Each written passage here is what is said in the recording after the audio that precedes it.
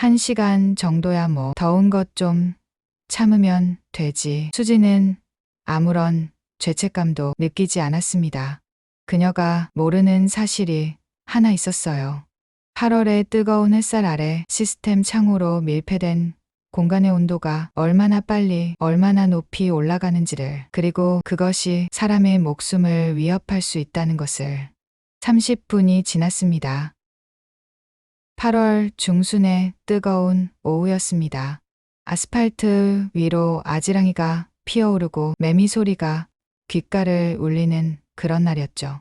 미경은 며느리 수진과 함께 대형마트에서 장을 보고 돌아오는 길이었습니다. 에어컨이 시원하게 돌아가는 차 안에서 미경은 장바구니를 정리하며 흐뭇한 미소를 지었어요. 손주들이 좋아할 과자도 샀고 재훈이가 좋아하는 갈비도 샀네. 미경의 마음속엔 따뜻한 만족감이 차올랐습니다. 수지는 운전대를 잡고 있었는데 평소와 달리 말이 없었어요.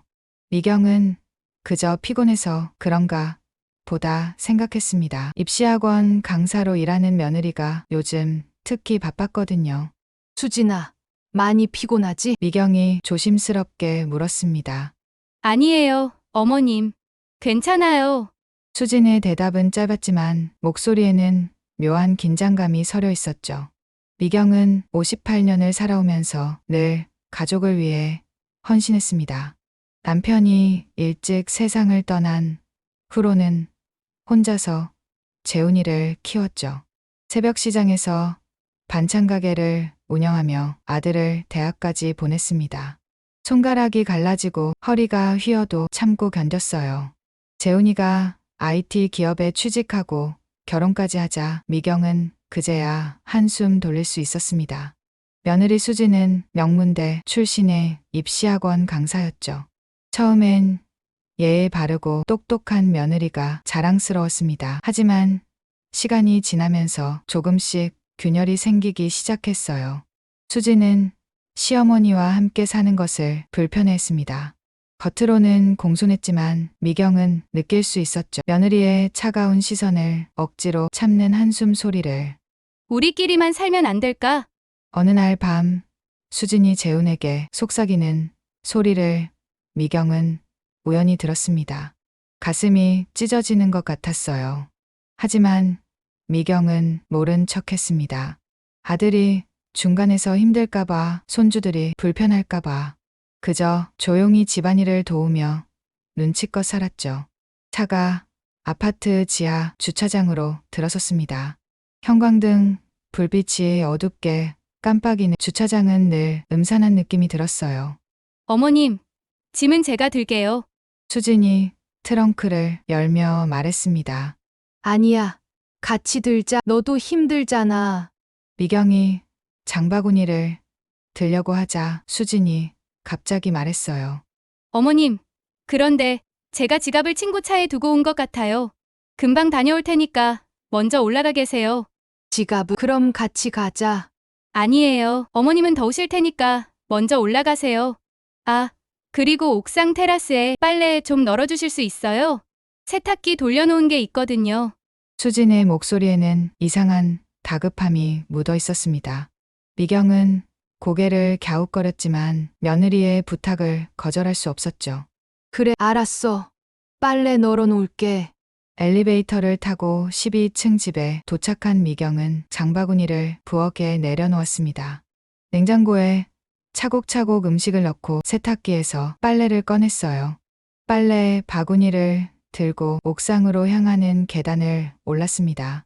다리가 약간 떨렸지만 며느리를 위해서라면 이 정도는 아무것도 아니었죠. 옥상 문을 열고 나가자 뜨거운 바람이 얼굴을 때렸습니다. 테라스는 시스템 창호로 둘러싸인 작은 공간이었어요. 원래는 작은 온실로 쓰려고 만든 곳인데 지금은 빨래 건조대와 화분 몇 개만 놓여 있었죠. 미경은 시스템 창호를 열고 안으로 들어갔습니다. 빨래를 하나하나 널기 시작했어요. 재훈이의 와이셔츠, 손주들의 티셔츠, 수진의 블라우스, 정성스럽게 주름을 펴가며 빨래를 널었습니다. 그때였어요. 쿵 시스템 창호가 닫히는 묵직한 소리가 들렸습니다. 미경은 고개를 돌려 창호를 바라봤어요. 바람에 닫힌 건가 싶어서 다시 열려고 손잡이를 잡았습니다. 그런데 문이 열리지 않았어요. 미경은 힘을 주어 밀어봤지만 꿈쩍도 하지 않았습니다. 이상하네. 왜 안 열리지? 시스템 창호는 한 번 닫히면 안쪽에서는 열 수 없는 구조였어요. 밖에서만 열 수 있도록 설계된 안전장치였는데 지금은 그것이 덫이 되어버린 것이죠. 미경의 얼굴에 당황스러운 표정이 스쳤습니다. 수진아, 수진아. 목소리를 높여 불렀지만 대답이 없었습니다. 옥상은 13층이라 아래층에서는 소리가 들리지 않을 거예요. 게다가 주변 아파트들과도 거리가 있어서 도움을 청하기도 어려웠죠. 미경은 주머니를 뒤졌습니다. 휴대폰을 찾았지만 거실 테이블에 놓고 온 게 생각났어요. 아이고, 이를 어째. 순간 미경의 등줄기에 차가운 땀이 흘렀습니다. 꼭 일부러? 아니야. 그럴 리 없어. 수진이가 실수로 잠갔겠지. 곧 올라와서 열어줄 거야. 미경은 스스로를 안심시키려 했습니다. 하지만 시간이 지나도 아무도 오지 않았어요. 시스템 창으로 둘러싸인 테라스는 온실처럼 뜨거워지기 시작했습니다. 8월의 뜨거운 햇살이 유리창을 통과하며 내부 온도를 무섭게 올리고 있었죠. 5분, 15분. 미경의 이마에 땀방울이 맺히기 시작했습니다. 수진아, 문 좀 열어줘. 목청껏 소리를 질렀지만 메아리만 돌아올 뿐이었어요. 시스템 창호를 두드려도 봤습니다. 하지만 튼튼한 알루미늄 프레임과 강화 유리로 되어 있어 뜨떡도 하지 않았죠. 온도는 계속 올라갔습니다. 마치 사우나 안에 있는 것 같았어요. 블라우스가 등에 달라붙기 시작했습니다. 숨이 가빠지고 어지러움이 밀려왔죠. 제발 누구 없어요? 미경은 간절한 목소리로 외쳤습니다. 그때 맞은편 아파트 베란다에서 뭔가 움직임이 보였어요. 젊은 남자가 망원경을 들고 이쪽을 보고 있었습니다. 미경은 필사적으로 손을 흔들었어요. 여기요. 여기 도와주세요. 남자가 깜짝 놀라며 휴대폰을 꺼내는 게 보였습니다. 한편 지하 주차장에서는 전혀 다른 일이 벌어지고 있었죠. 수지는 차 안에 앉아 있었습니다. 하지만 혼자가 아니었어요. 운전석엔 태섭이 앉아 있었습니다. 39살의 부동산 중개업자. 깔끔한 외모에 달콤한 말솜씨를 가진 남자였죠. 괜찮은 거 맞아? 태섭이 불안한 듯 물었습니다. 걱정 마. 1시간은 거뜬해. 수진의 입가에 차가운 미소가 번졌어요. 그래도 시어머니를 내가 알아서 할게. 지갑 찾으러 갔다가 늦었다고 하면 돼. 수진은 태섭의 손을 잡았습니다. 두 사람이 처음 만난 건 석 달 전이었어요. 수진이 투자용 아파트를 알아보러 부동산에 들렀을 때였죠. 태섭의 친절한 설명과 매력적인 미소의 수지는 마음이 흔들렸습니다. 커피를 마시고 식사를 하고 어느새 선을 넘어버렸죠. 우리 언제까지 이렇게 숨어서 만나야 해? 태섭이 속삭였습니다. 조금만 참아. 시어머니만 없으면. 수진의 목소리가 낮아졌어요. 결혼 생활은 수진의 때와 달랐습니다. 시어머니와의 동거는 숨이 막혔고 재우는 너무 바빴죠. 입시학원에서 받는 스트레스도 만만치 않았습니다. 그런 수진에게 태섭은 탈출구였어요. 위험하지만 달콤한 일탈이었죠. 오늘은 특별히 조심해야 해. 주차장 부위가 있잖아. 여기는 사각지대야. 내가 다 확인했어. 수진은 자신만만했습니다. 시어머니를 옥상에 가둔 것도 계획적이었어요. 시스템 창호가 한 번 닫히면 안에서는 열 수 없다는 걸 알고 있었죠. 빨래를 핑계로 올라가게 만들고 창호가 닫히도록 바람이 부는 타이밍을 노렸습니다. 1시간 정도야 뭐 더운 것 좀 참으면 되지. 수지는 아무런 죄책감도 느끼지 않았습니다. 그녀가 모르는 사실이 하나 있었어요. 8월의 뜨거운 햇살 아래 시스템 창호로 밀폐된 공간의 온도가 얼마나 빨리, 얼마나 높이 올라가는지를, 그리고 그것이 사람의 목숨을 위협할 수 있다는 것을. 30분이 지났습니다. 옥상 테라스 안의 미경은 이미 위험한 상태였어요. 체온이 39도를 넘어서고 있었고 의식이 흐릿해지기 시작했죠. 죽겠다. 미경은 바닥에 주저앉았습니다. 온몸에서 힘이 빠져나갔어요. 시야가 뿌옇게 흐려지고 심장이 미친 듯이 뛰었습니다. 이대로 죽는 건가? 재훈아, 손주들아. 미경의 눈에서 눈물이 흘렀습니다. 뜨거운 눈물이었지만 곧 말라버렸어요. 그때였습니다. 쿵쿵쿵 누군가 문을 두드리는 소리가 들렸어요. 할머니, 계세요? 경찰입니다. 미경은 남은 힘을 다해 손을 들었습니다. 문이 부서지는 소리와 함께 시원한 바람이 들어왔어요. 할머니, 정신 차리세요. 젊은 경찰관이 미경을 부축했습니다. 빨리 구급차 불러. 열사병이야. 또 다른 경찰관이 무전기에 대고 외쳤어요. 미경은 희미한 의식 속에서 생각했습니다. 수진이 정말 일부러? 구급차 사이렌 소리가 점점 가까워졌습니다. 미경의 인생에서 가장 뜨겁고 끔찍했던 여름날의 악몽이 이제 막 시작되고 있었죠. 병원 응급실에 차가운 형광등 아래 미경은 천천히 눈을 떴습니다. 목이 타들어가는 것 같았고 온몸이 천근만근이었죠. 링거 줄이 팔에 연결되어 있었고 심장 박동 소리가 기계에서 규칙적으로 울려 퍼졌습니다. 엄마, 재훈이 달려왔어요. 넥타이는 비뚤어져 있었고 와이셔츠는 구겨져 있었습니다. 회사에서 급히 달려온 게 분명했죠. 재훈아, 미경의 목소리는 쉬어 있었습니다. 입술이 바짝 말라 갈라져 있었어요. 재훈은 어머니의 손을 꼭 잡았습니다. 그 손이 떨리고 있었어요. 무슨 일? 경찰한테 연락받고 깜짝 놀라 옥상에서 쓰러져 있었다고. 미경은 아들의 걱정스러운 얼굴을 바라보며 눈물이 차올랐습니다. 하지만 말을 하기가 망설여졌어요. 수진이 일부러 그랬다고 말해야 할까? 아니면 그냥 사고였다고 넘어가야 할까? 빨래를 널다가 문이 닫혔어. 시스템 창호가. 미경의 목소리가 떨렸습니다.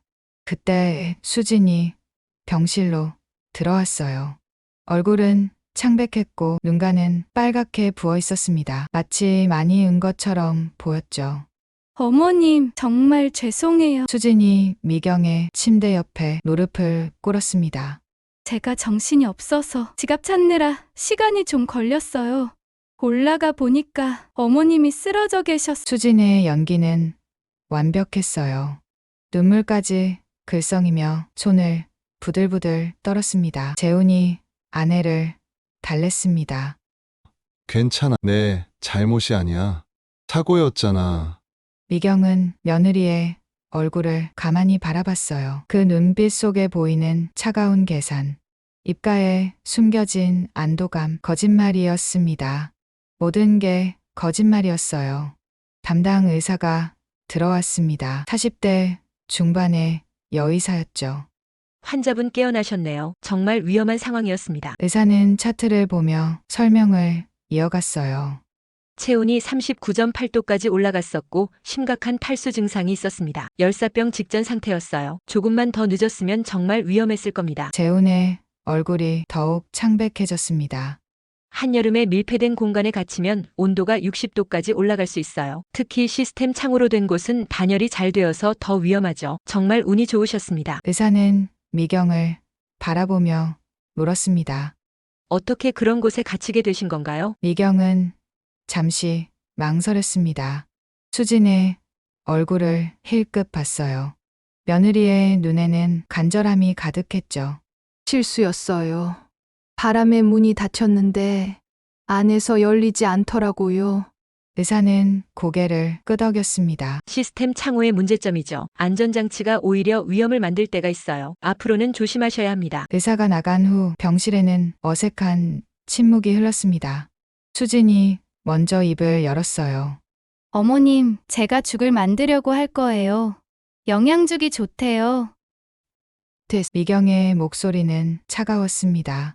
그냥 좀 쉬고 싶어. 재훈이 어머니와 아내 사이를 번갈아 봤어요. 뭔가 이상한 기류를 느꼈지만 피곤한 어머니를 더 괴롭히고 싶지 않았죠.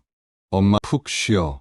나는 수진이랑 집에 가서 애들 데리고 올게. 애들은 데려오지 마. 할머니 이런 모습 보면 놀랄 거야. 미경은 손을 흔들었습니다. 재훈과 수진이 나간 후 미경은 천장을 바라봤어요. 하얀 천장에 그려지는 오늘의 기억들. 뜨거운 열기, 숨막히는 공포, 죽음의 그림자, 그리고 수진의 차가운 계산. 눈물이 흘렀습니다. 뜨거운 눈물이 베개를 적셨어요. 다음 날 아침 미경은 퇴원 수속을 밟았습니다. 하룻밤 사이에 많이 회복되었지만 여전히 몸은 무거웠어요.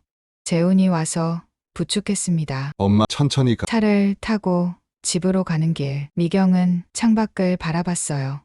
평화로운 일상의 풍경들이 스쳐 지나갔습니다. 하지만 미경의 마음은 평화롭지 않았죠. 집에 도착하자 수진이 현관에서 기다리고 있었습니다. 평소보다 더 친절한 모습이었어요. 어머님, 제가 미역국 끓여놨어요. 몸보신 하셔야죠. 미경은 대답 없이 방으로 들어갔습니다. 침대에 누워 천장을 바라보던 미경은 결심했어요. 진실을 알아야겠다고. 오후가 되자 미경은 몸을 일으켰습니다. 재훈은 회사로 돌아갔고 수지는 학원에 갔죠. 집엔 미경 혼자였습니다. 미경은 천천히 일어나 거실로 나왔어요. 그리고 현관으로 향했습니다. 엘리베이터를 타고 1층으로 내려갔죠.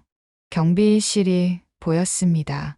경비 아저씨는 60대 초반의 김 씨였어요. 이 아파트에서 10년째 일하고 있는 베테랑이었죠. 아이고 사모님 괜찮으세요? 김 경비가 깜짝 놀라며 일어났습니다. 어제 일 들었어요. 정말 큰일 날 뻔했다면서요? 네. 덕분에 살았어요. 미경은 힘없 웃었습니다. 그런데 경비 아저씨, 혹시 부탁이 있는데 뭐든 말씀하세요. 어제 CCTV 좀 볼 수 있을까요? 김 경비의 표정이 조금 어색해졌어요. CCTV요? 왜 그걸? 그냥 확인하고 싶은 게 있어서요. 제가 쓰러지기 전에 뭐가 있었는지. 미경의 간절한 눈빛에 김 경비는 고개를 끄덕였습니다. 사실 규정상 안 되는데 사모님이시니까 특별히 보여드릴게요. 경비실 안쪽 작은 모니터 앞에 앉았어요. 김 경비가 어제 날짜의 영상을 찾았습니다. 몇 시쯤 볼까요? 오후 2시부터 4시까지요. 화면에 지하 주차장의 모습이 나타났습니다. 2시 15분. 수진이 차에서 내렸어요. 그런데 혼자가 아니었습니다. 운전석에서 남자가 내렸죠. 태섭이었습니다.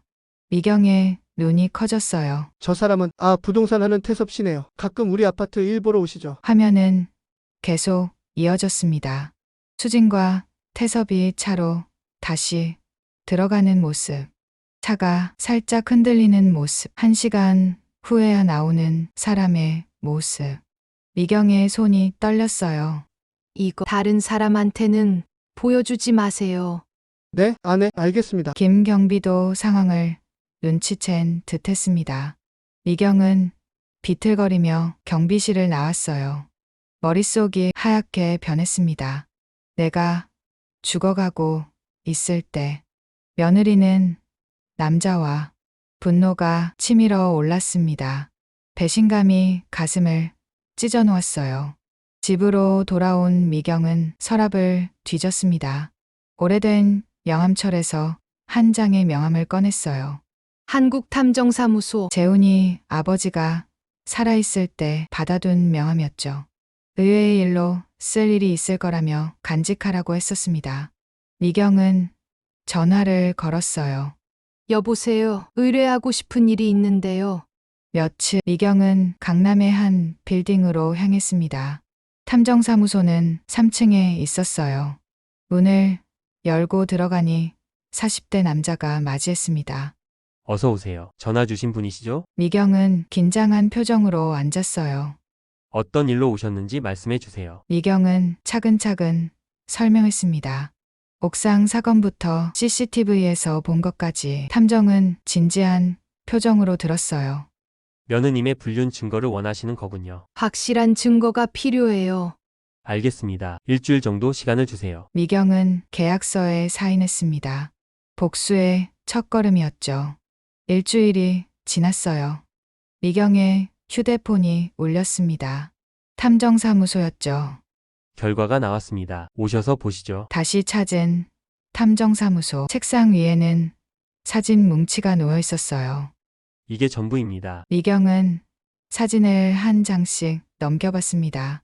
카페에서 손을 잡고 있는 수진과 태섭, 식당에서 다정하게 먹이를 먹여주는 모습, 태섭의 차에 타고 내리는 장면들, 그리고 결정적인 사진, 모텔에서 나오는 두 사람의 모습이었어요. 미경의 입가에 차가운 미소가 번졌습니다. 잘하셨네요. 이 정도면 충분한 증거가 될 겁니다. 법적으로도 문제 없어요. 미경은 사진을 가방에 넣었어요. 그런데 한 가지 더 조사할 게 있습니다. 탐정이 서류를 꺼냈습니다. 상대 남자 태섭 씨 말인데요. 유부남입니다. 미경의 눈이 번뜩였어요. 유부남이라고요? 아내가 있고 아이도 둘 있더군요. 부동산은 겉모습이고 사실 빚도 꽤 있는 것 같습니다. 이건 뜻밖의 수학이었죠. 미경은 만족스럽게 고개를 끄덕였습니다. 수고하셨어요. 집으로 돌아오는 길, 미경의 머릿속에서는 이미 계획이 세워지고 있었어요. 단순히 불륜을 폭로하는 것으로는 부족했습니다. 수진이 자신에게 한 짓을 생각하면 더 큰 대가를 치르게 해야 했죠. 그날 저녁 온 가족이 식탁에 모였습니다. 재훈과 수진 그리고 두 손주까지 평화로운 저녁 식사 시간이었어요. 할머니 이제 괜찮아요? 8살 손녀가 물었습니다. 이제 괜찮아. 미경은 손녀의 머리를 쓰다듬었어요. 수진은 평소처럼 행동했습니다. 아무 일도 없었다는 듯이. 어머님, 반찬 더 드릴까요? 아니, 됐어. 미경은 수진을 바라봤어요. 그 천연덕스러운 얼굴, 거짓말로 가득한 그 입. 조금만 기다려. 곧 내가 감당할 수 없는 일이 벌어질 거야. 미경은 속으로 다짐했습니다. 다음 날, 미경은 손자들을 학교에 보내고 집에 혼자 있었어요. 수진은 학원에 갔고 재우는 회사에 있었죠. 미경은 수진의 방으로 들어갔습니다. 화장대 서랍을 열었어요. 그리고 사진 한 장을 살며시 넣었습니다. 카페에서 태섭과 손을 잡고 있는 사진이었죠. 이제 시작이었습니다. 며느리를 서서히 몰아붙일 시간이었어요. 수진이 그랬던 것처럼, 자신을 천천히 죽이려 했던 것처럼 이번엔 미경의 차례였습니다. 수진은 학원에서 돌아와 피곤한 몸을 이끌고 방으로 들어갔습니다. 화장을 지우려고 화장대 앞에 앉아 서랍을 열었습니다. 그리고 얼어붙었어요. 립스틱과 파운데이션 사이에 놓인 사진 한 장. 자신과 태섭이 카페에서 손을 잡고 있는 모습이었습니다. 수진의 손이 떨렸어요. 사진을 집어들고 뒤집어 봤지만 아무 메시지도 없었습니다. 그저 사진만 덩그러니. 수진은 황급히 방문을 잠갔어요. 그리고 침대에 주저앉았습니다. 누가 이걸 시어머니일까? 아니면 재훈이? 수진의 머릿속이 복잡해졌어요. 그때 노크 소리가 들렸습니다. 수진아, 저녁 먹자. 미경의 목소리였어요. 평소와 다름없는 톤이었지만 수진에게는 다르게 들렸습니다. 네, 나갈게요. 수진은 사진을 서랍 깊숙이 숨기고 나갔어요. 식탁에는 평소처럼 반찬이 차려져 있었습니다. 미경은 아무렇지 않은 듯 밥을 먹고 있었죠. 학원은 어땠어? 아, 네, 괜찮았어요. 수진의 목소리가 떨렸습니다. 미경은 슬쩍 며느리를 바라봤어요. 창백한 얼굴, 불안한 눈빛. 이제 시작이야. 미경은 속으로 만족했습니다. 다음 날 아침 수지는 학원으로 출근했어요. 하지만 수업에 집중할 수 없었습니다. 계속 그 사진이 눈앞에 아른거렸죠. 점심시간 수지는 태섭에게 문자를 보냈습니다. 우리 들킨 것 같아. 곧바로 답장이 왔어요. 무슨 소리야? 누군가 우리 사진을 찍었어. 화장대에 놓여 있었어. 장난 아니야. 누가 그럴 리가? 수지는 불안했습니다. 하지만 태섭을 만날 수도 없었어요. 누군가 지켜보고 있을지도 모르니까. 그날 수진이 욕실에서 샤워를 하고 나왔을 때였어요. 침대 위에 또 다른 사진이 놓여 있었습니다. 이번엔 태섭의 차에서 내리는 모습이었죠. 수지는 소리를 지를 뻔했어요. 입을 막고 주변을 둘러봤습니다. 방문은 잠겨 있었고 창문도 닫혀 있었어요. 그런데 어떻게 수지는 떨리는 손으로 사진을 집어 들었습니다. 뒷면에 이번엔 글씨가 있었어요. 계속할 거야? 짧은 문장이었지만 위협적이었습니다. 수지는 침대에 주저앉았어요. 눈물이 나왔습니다. 이러다 재훈이한테 들키면 결혼 생활이 끝날 거예요. 아이들도 빼앗길 거고 모든 걸 잃게 될 겁니다. 수지는 결심했어요. 태섭과 끝내야겠다고. 다음 날 수지는 태섭에게 전화했습니다. 우리 그만 만나자. 갑자기 누군가 우리를 감시하고 있어. 그래서 그냥 조심하면 되잖아. 태섭은 가볍게 넘기려 했어요. 아, 정말 무서워. 제발 그만하자. 수진의 목소리에는 간절함이 묻어났습니다. 알았어. 잠시 시간을 두자. 전화를 끊은 수지는 한숨을 쉬었어요. 이제 끝이라고 생각했죠. 하지만 미경의 복수는 이제 시작이었습니다. 그날 오후 미경은 사돈에게 전화를 걸었어요. 수진의 어머니였죠. 사돈 어른, 잠깐 뵐 수 있을까요? 무슨 일이세요? 전화로는 말씀드리기 어려운 일이 있어서요.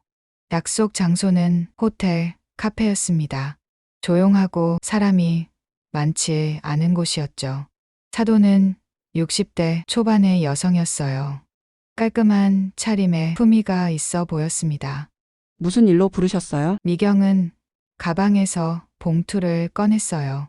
그리고 테이블 위에 올려놓았습니다. 먼저 이걸 보세요. 사돈이 봉투를 열었습니다. 사진들이 쏟아져 나왔어요. 수진과 태섭의 사진들, 카페, 식당, 모텔. 사돈의 얼굴이 하얗게 질렸습니다. 이게 따님이 불륜을 저지르고 있어요. 미경의 목소리는 차가웠습니다. 그것도 유부남과요. 사돈의 손이 떨렸어요. 사진을 내려놓고 고개를 숙였습니다. 죄송합니다. 제가 딸을 잘못 키웠나 봐요. 사과는 필요 없어요. 대신 제안이 있습니다. 미경은 커피를 한 모금 마셨어요. 따님이 이혼하도록 하세요.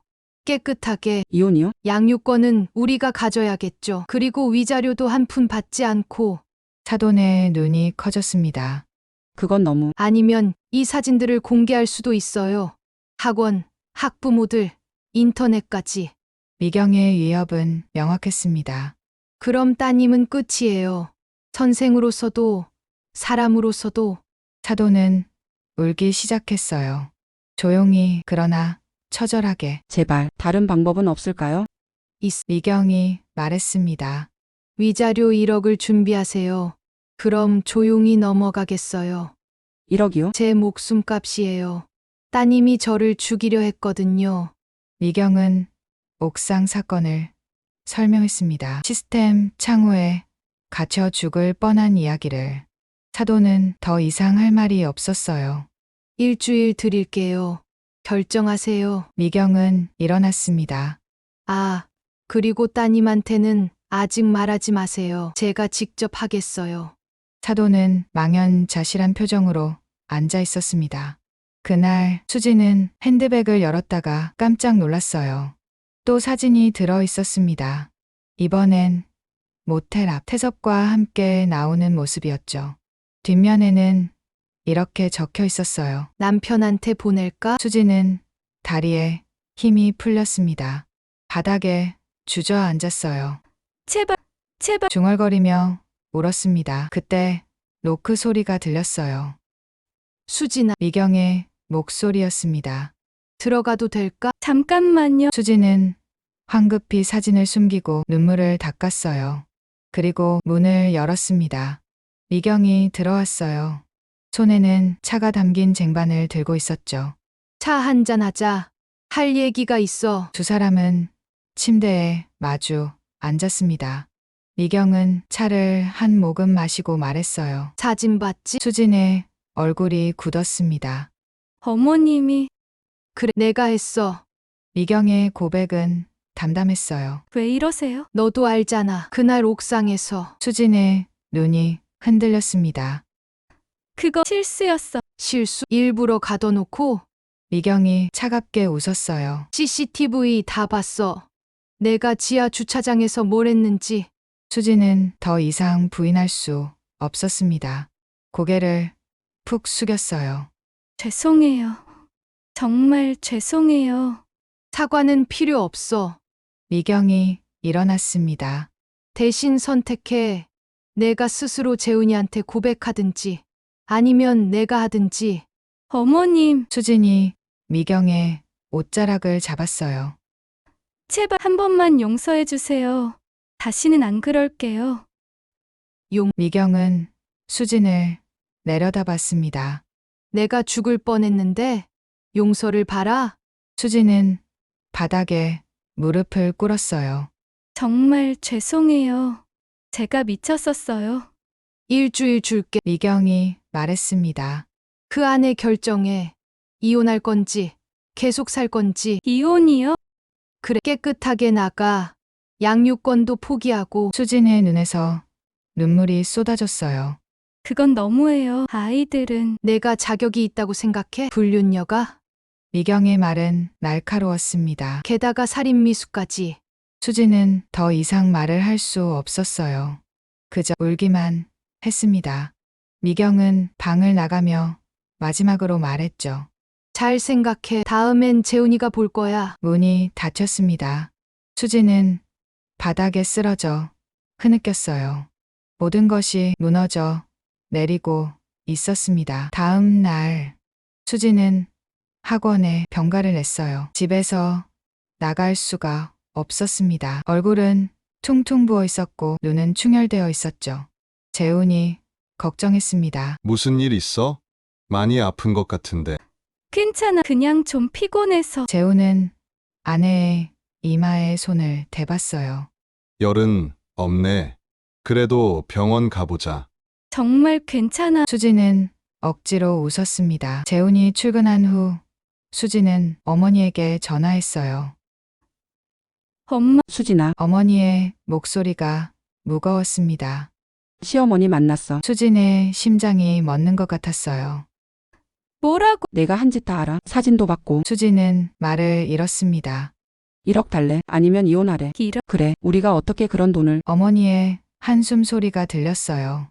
내가 알아서 해. 엄마도 이제 지쳤다. 전화가 끊겼습니다. 수지는 망연자실했어요.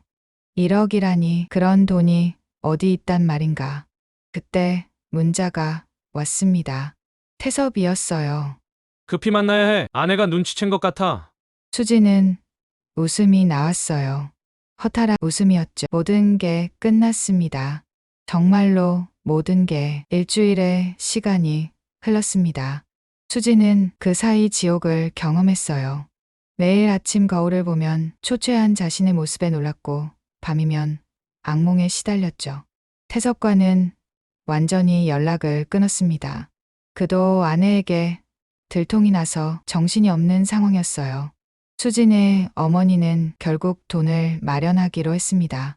퇴직금과 적금을 모두 깨고 집을 담보로 대출까지 받았죠.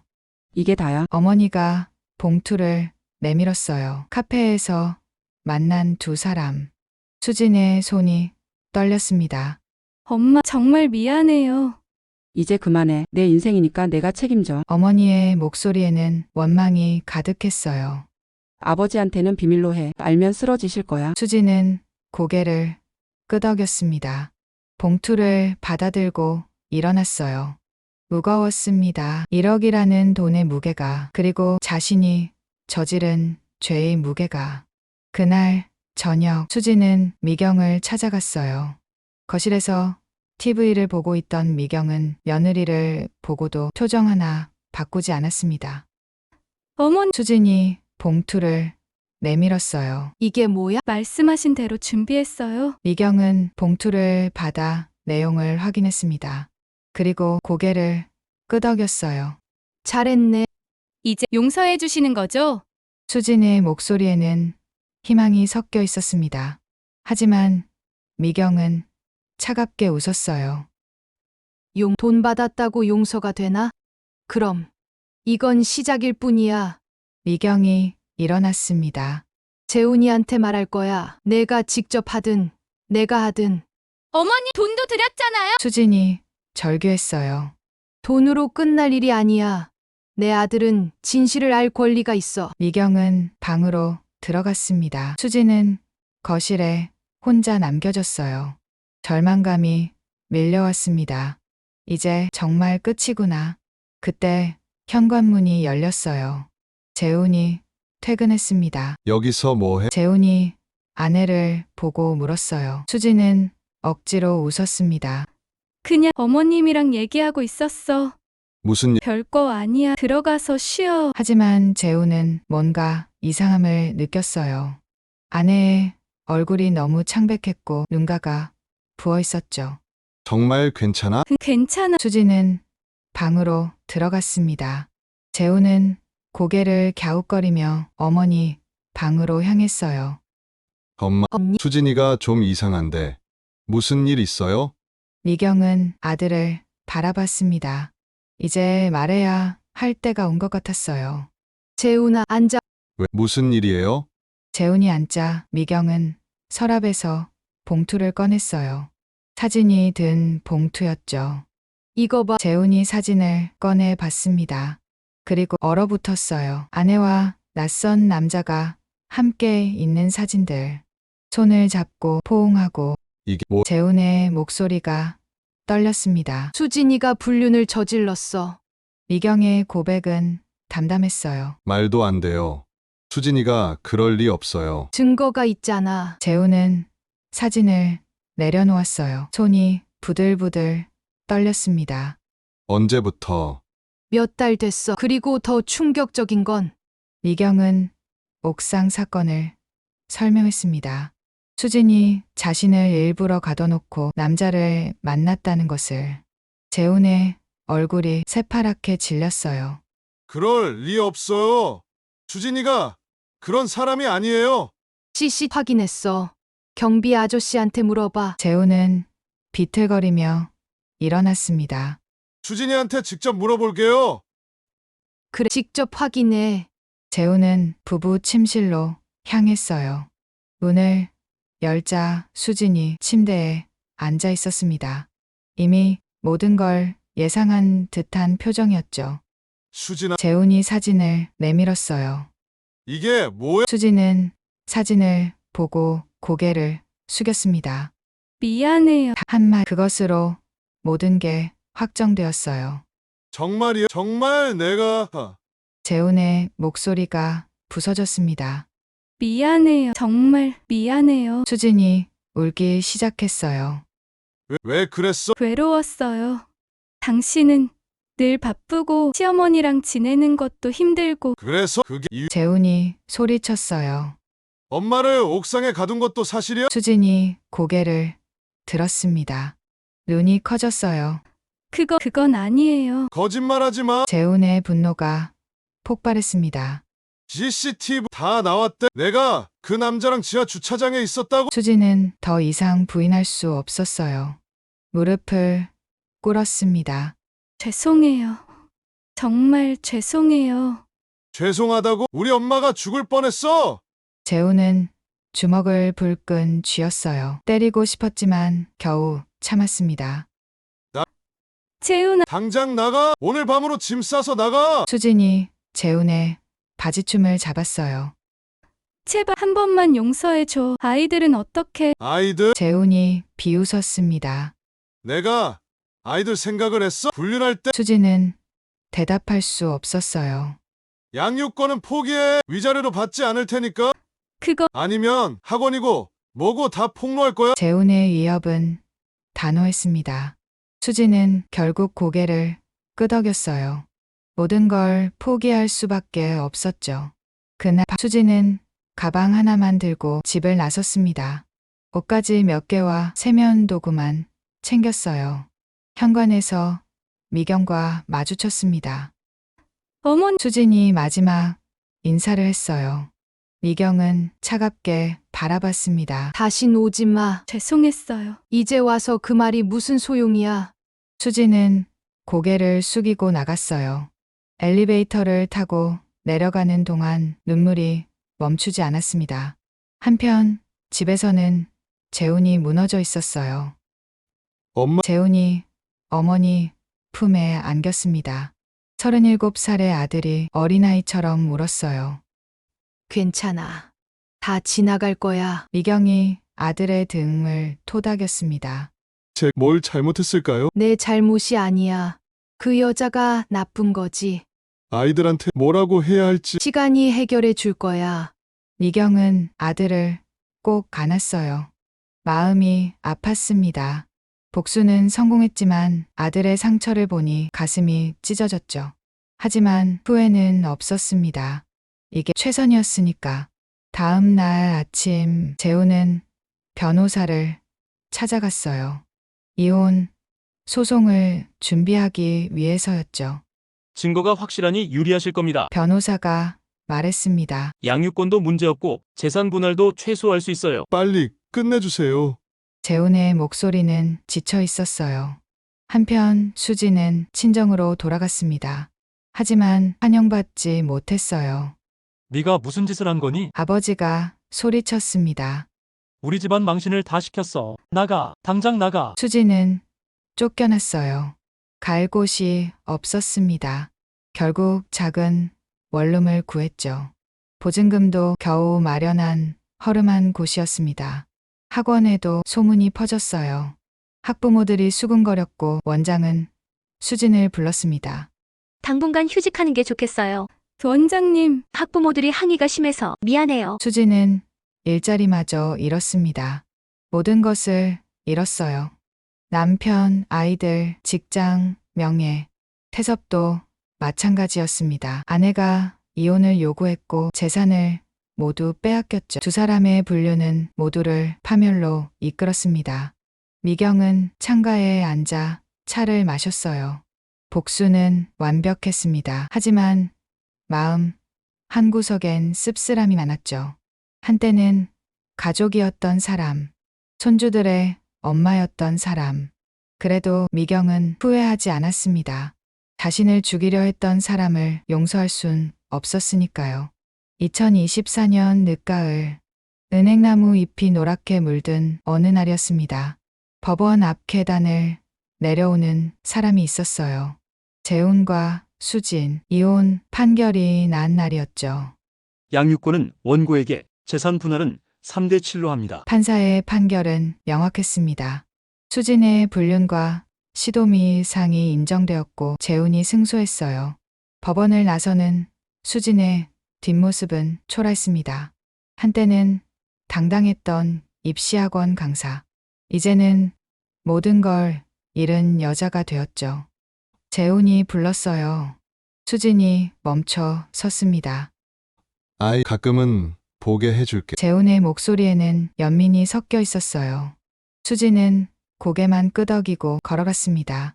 말없이 눈물만 흘리며 재훈은 그 뒷모습을 바라봤어요.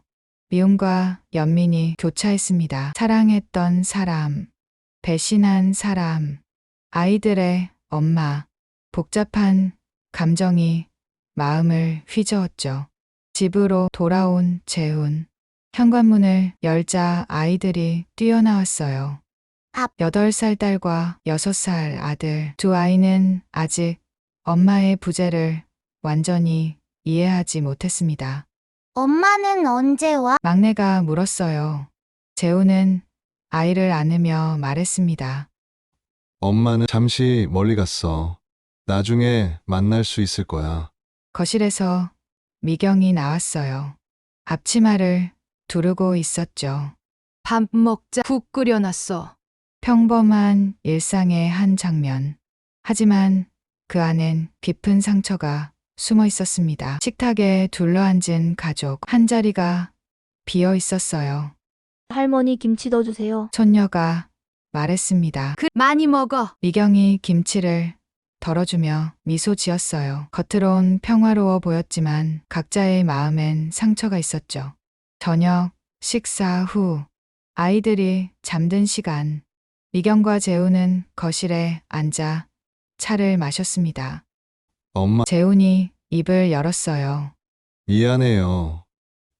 뭐가? 엄마한테 그런 일이 있었는데 제가 몰라. 미경은 고개를 저었습니다. 내 잘못이 아니야. 그래도 지나간 일이야. 이제 앞만 보자. 미경은 아들의 손을 잡았어요. 너도 아이들도 다시 시작하는 거야. 재훈은 고개를 끄덕였습니다. 하지만 마음 한구석엔 여전히 구멍이 있었어요. 수진이 남기고 간 빈자리. 시간이 흘렀습니다. 겨울이 오고 눈이 내렸어요. 크리스마스가 다가왔죠. 미경은 손주들과 트리를 장식했습니다. 할머니, 여기 별 달아요. 그래, 조심해서. 아이들의 웃음소리가 집안을 채웠어요. 하지만 가끔씩 아이들은 엄마를 찾았습니다. 엄마한테 전화하고 싶어요. 딸이 말했어요. 미경과 재우는 서로를 바라봤습니다. 그리고 결정했죠. 그래, 전화해보자. 재훈이 번호를 눌렀어요. 스피커폰으로 바꿨습니다. 여보세요? 수진의 목소리가 들렸어요. 많이 지쳐 있는 것 같았죠. 엄마, 아이들이 소리쳤습니다. 우리 아가들 수진의 목소리가 떨렸어요. 보고 싶었어. 엄마도 보고 싶어요. 잠시 통화를 한 후 전화를 끊었습니다. 아이들은 조금 안심한 듯 했어요. 미경은 복잡한 심정이었습니다. 수진을 용서할 순 없었지만 아이들에겐 엄마가 필요했으니까요. 새해가 밝았습니다. 2025년 재훈은 일에 몰두했어요. 상처를 잊기 위해서였죠. 승진도 했고 연봉도 올랐습니다. 겉으론 성공한 삶이었어요. 하지만 밤이면 외로웠습니다. 빈 침대의 한쪽, 차가운 이불.